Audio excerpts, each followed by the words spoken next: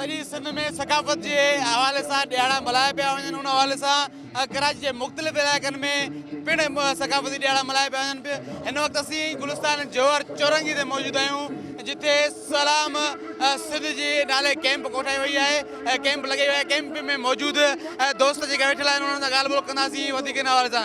असां हर साल हिते कैंप हणंदा आहियूं गुलिस्तान जौहर चौरंगी ते, ऐं राति जो असां हिते झुमरूं हणंदा आहियूं। सॼी संगत असांजी ईंदी आहे, मुख़्तलिफ़ इलाइक़नि मां हिते ईंदी आहे। ऐं 3 डिसंबर ते हर साल जौहर चौरंगी ते असांजी रैली निकिरंदी आहे ऐं सिधो इहा वेंदी आहे प्रेस क्लब। सिंधी पंहिंजो कल्चर बयानु कनि, बाबा असांजो कल्चर इहे ई हूंदो आहे। टोपी अजरक असांजी शान आहे, इन में इहो आहे असांजी ॿधी रहंदी आहे। सुभाणे किथे बि शहर में वेंदासीं ॿाहिरि ई हूंदी, भाईचारो हूंदो, असांजी ॿधी हूंदी। ये कैंप असांजी 1 डिसंबर खां वेंदे 3 डिसंबर ताईं हूंदी आहे, जंहिंमें मुख़्तलिफ़ इलाइक़नि खां हिते दोस्त ईंदा आहिनि, झुमरियूं हणंदा आहिनि, पंहिंजी ख़ुशीअ जो इज़हार कंदा आहिनि ऐं हिकिड़ी पंहिंजी आइडेंटिफिकेशन जेका असांजी 5000 साल पुराणी मुंहनि जे दड़े खां पुराणी आहे, उन सकाफ़त खे उजागर कंदा आहिनि ऐं ॿियनि क़ौमुनि खे ॿुधाईंदा आहिनि त असां लावारिस न आहियूं, असां वारिस वारा आहियूं। जल्दी आयो आहे, हर साल जेको जौहर चौरंगी ते लॻंदो रहंदो आहे। असांजो सभु दोस्त पाण में आंदा आहियूं, डांस मेला सभु हिते राति ते मच कचहरी बि हणंदा आहियूं। असां पंहिंजे हिते सिंध जो सकाफ़त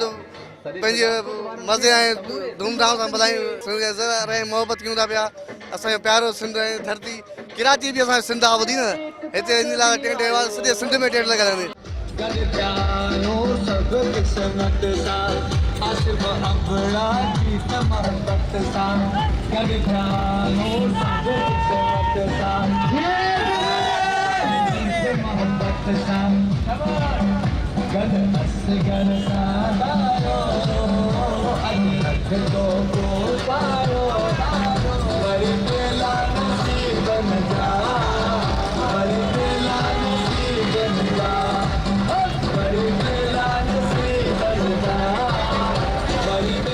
कैंप में वेठल दोस्तनि जी ॻाल्हि ॿुधी, जंहिंजो चवणु आहे त कैंप हणण जो मक़सदु सिंध सां इज़हार यकजहती ऐं सभु सिंधी हिकु हुजण जो सबूत ॾियूं पिया।